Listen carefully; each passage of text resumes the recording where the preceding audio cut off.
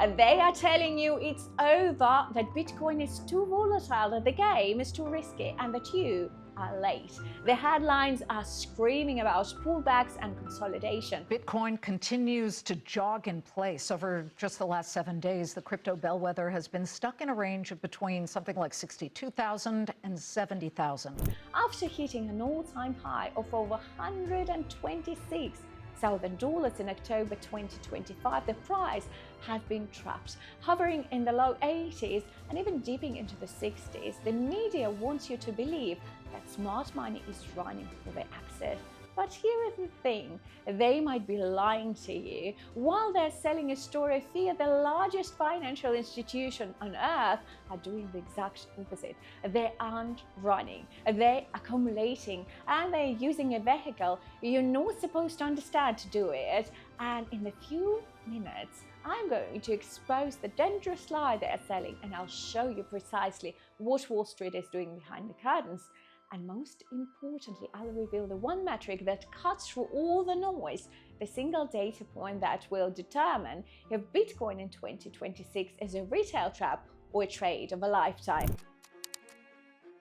Let's be honest, the feeling in the market right now is heavy. As of January 2026, Bitcoin is struggling to find a clear direction. It's up a little, down a little, but the explosive momentum of the last year feels like a distant memory. The price is consolidating roughly 24 to 27% below its all-time high from the last year, and the mainstream narrative is loving it. Every minor dip gets blown up into a crash warning. Every sideways day is painted as a sign that the party is over.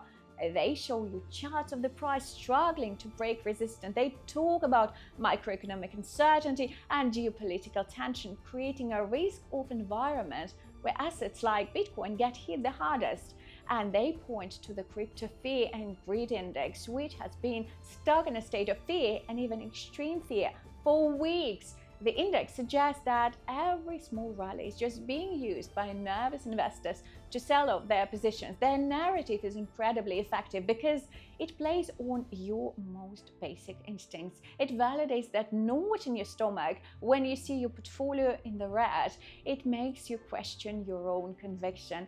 They are building psychological trap designed to make you think that holding on is foolish and that the real opportunity has already passed. And that right there is a lie. They're engineering your panic because while retail investors are being scared into submission, the smart money is playing a completely different game. The gap between what they say and what they do has never been wider. While they tell you to be fearful, they are getting greedy. What's the hidden truth? It's not in the headlines, I'm afraid, it's in the data. While the story of fear dominates the airwaves, US spot Bitcoin ETFs have been quietly accumulating staggering amounts of Bitcoin. In 2025, crypto exchange traded products saw nearly $35 billion in inflows, building on the momentum from their launch. Think about that. While you were being told Bitcoin was on shaky ground, Wall Street giants were buying it by the billion. Now, this isn't a simple straight line up. Skeptics are right to point out that these flows are volatile. They come in bursts. We see massive inflows followed by periods of outflows. In fact, after that huge run, the start of 2026 has been honestly sluggish, with some recent weeks showing net outflows for crypto ETFs. But this is where you have to think like an institution, not a retail trader. They don't chase at the top, they accumulate strategically. They use periods of fear and consolidation, exactly like the one we're in now, to build their positions. When you see panic, they see a discount. And one analysis noted that while retail was selling, wallets holding at least 1,000 BTC were steadily increasing their holdings, absorbing the supply that frightened investors were letting go of. This isn't a conspiracy theory, it's a documented pattern. Institutions operate on long-time horizons. They aren't shaken by a 25% pullback. They see long-term tailwind like the ongoing discussion around the Clarity Act, which could bring even more regulatory clearness and institutional capital into the space. They're positioning themselves for the next 5 years, not the next 5 minutes. The lie is designed to make you obsess over the short-term price while they focus on a long-term accumulation. This brings us to the most important part of this whole story. How do you cut through the noise? How do you separate the lie from the truth? You need to stop watching the price and start watching the one metric that reveals what the institutions are actually doing. That metric is net ETF flows. It's simple. It's the total amount of money moving into Bitcoin ETFs minus the amount moving out. When this number is positive, it means that on balance, these massive institutions are buying. When it's negative, they're selling. Is the clearest signal of institutional demand in the world. Let's contrast this with a metric everyone else watches, the Fear and Greed Index. The index currently sits around 29, indicating fear. This reflects retail sentiment driven by price volatility and negative headlines. But at the same time, we've seen periods of massive institutional inflows into these ETFs with a surge in early January 2026. Here is the divergence right in front of you. Retail is scared, institutions are buying. Which signal do you think is more powerful? The emotional reaction of the crowd or the calculated billion-dollar decision of the world's largest asset managers? This is the trade of a lifetime versus the trap. The trap is looking at the Fear and Greed Index, seeing fear and selling your Bitcoin to the very institutions that are trying to scare you. The trade is looking at the net ETF flow data, seeing institutions accumulate despite the price and understanding that something bigger is happening. You don't need to be a genius. You just need to watch the right chart. Forget the noise and follow the money.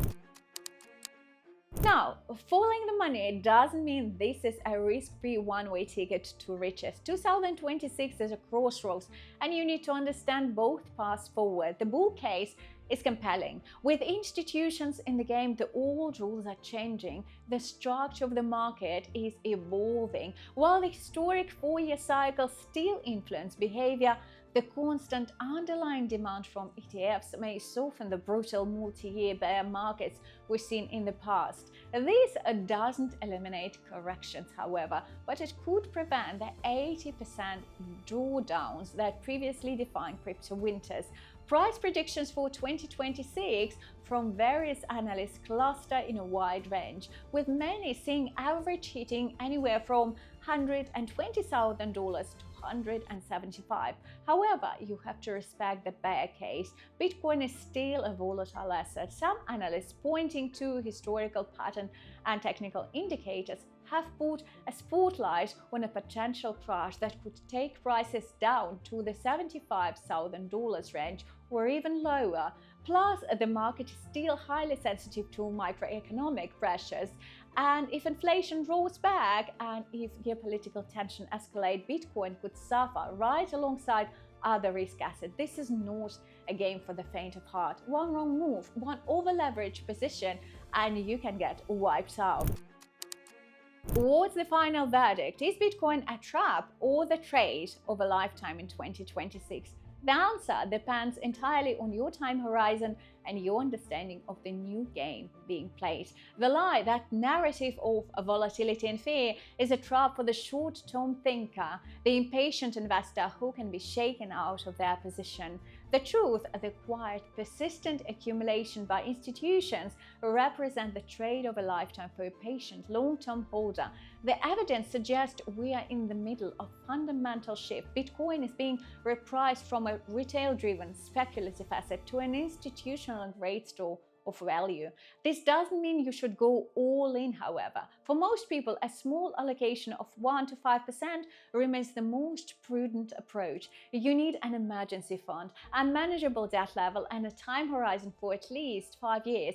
You have to be able to hold through the volatility without panic selling. The game has changed. The big players are no longer on the sidelines. They're on the field and they are playing to win. In 2026, you have a choice. You can listen to the noise, you can let the headlines and the shaky charts scare you, and you can believe the lie that you are too late and that the risk is too great. Or you can follow the one metric that cuts through it all. You can watch the flow of institutional money. You can see the divergence between retail fear and institutional greed for what it is, a single biggest opportunity in the market today. The question is no longer if institutions are coming for Bitcoin. They're already here. The only question is, will you be positioned before they're done accumulating? The choice is yours. Thank you so much for watching, and I'll see you in this video right here.